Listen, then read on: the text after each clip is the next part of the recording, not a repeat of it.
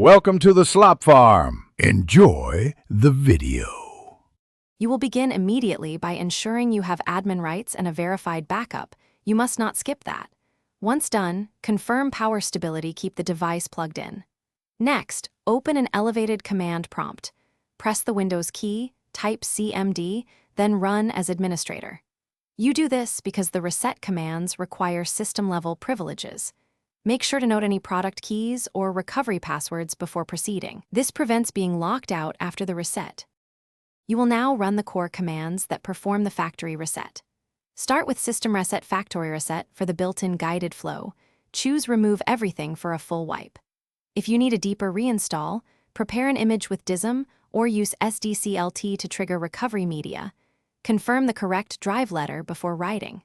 For scripted or remote recovery, initiate shutdown/R/O to boot into advanced options. Then navigate to Troubleshoot and Reset.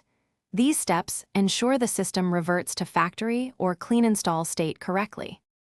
You will complete the reset by allowing the system to run until it restarts to the setup screen. Do not interrupt. Once finished, reconfigure account and install updates. If something goes wrong, boot into Windows recovery environment using Shift+Restart or a bootable USB. Then run chkdsk/f and attempt reset again.